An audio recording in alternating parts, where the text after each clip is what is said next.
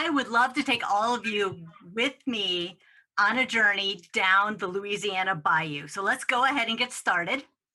And what we're going to do is go back to March of 2018, where I, as a scientist and an educator and a communicator, has gone down and attended an event and came out of there with a whole new different perspective and way to communicate science that I was learning.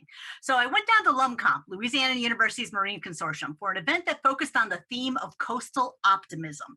So now typically when you hear of Louisiana, you hear doom and gloom stories, right? So there's sea level rise and coastal subsidence and so many negative stories, but there are stories of adaptation and resilience.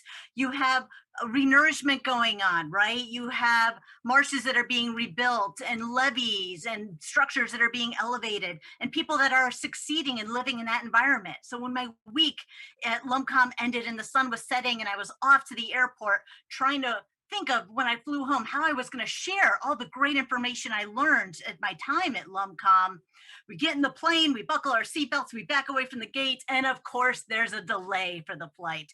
And so, because we had already backed away from the gate, we're all stuck in our seats, and you can't do anything, and you can't escape the person that's sitting next to you that all of a sudden turns to you and starts all the small talk. And so, the lovely woman next to me says, "I'm from Louisiana. Who are you? What are you doing here?" And we're still sitting on this runway. And I start telling her about coastal optimism. And she said, "Christmas trees! Christmas trees are absolutely amazing."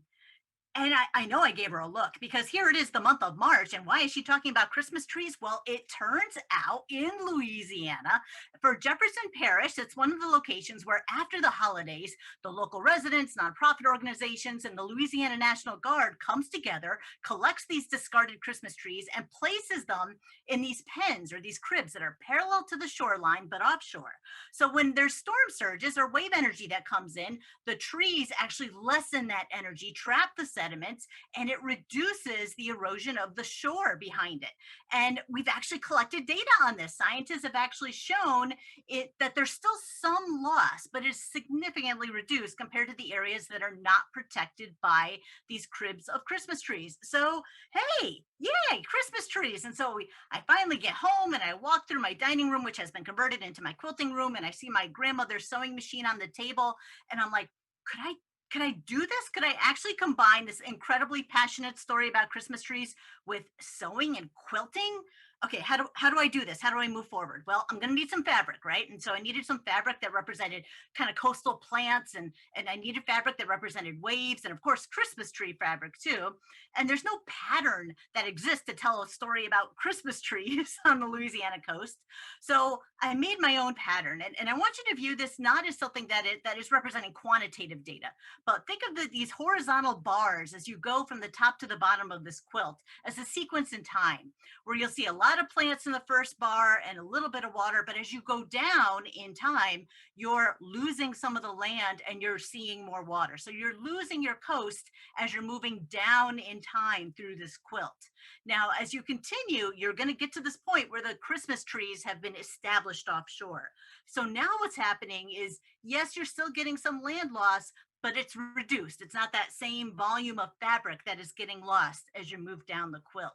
So this is the very first quilt I ever made that told a science story. And I have to thank the woman that was sitting next to me on the plane for inspiring me to think about how I could communicate science in a different way to new audiences. And I've started sharing my quilt on campus and at informal science events in the Philadelphia area. And I've made even more quilts. I have a whole collection now that I call Stitching Hope for the Louisiana Coast. And it's about all different types of stories, success stories, stories of coastal optimism, whether it be the invasive apple snail, but the limpkin bird is coming in and eating that, about how the Endangered Species Act has been able to protect some of these iconic species like the American alligator in Louisiana swamp, how Native American tribes like the Pointe-au-Chien are adjusting down there. And so what I have found out is that everyone likes quilts. I mean, who doesn't have a favorite quilt story or a quilt at the end of their bed? Quilts have opened a new door for me to be able to reach and connect with new audiences. And what I have learned too is I can't say too much in a quilt. I've got to keep that story simple. The fabric choice is key. People are attracted to these fabrics. The design has to be simplified. But what I love the most is that once I tell this story in the quilt, everyone is snapping photos and then people are sharing this, that people are going forth and talking about the science. And that, of course, is the objective of science communication, right? Getting communities engaged and getting them talking about it. And I hope each of you will now share some stories about quilting science.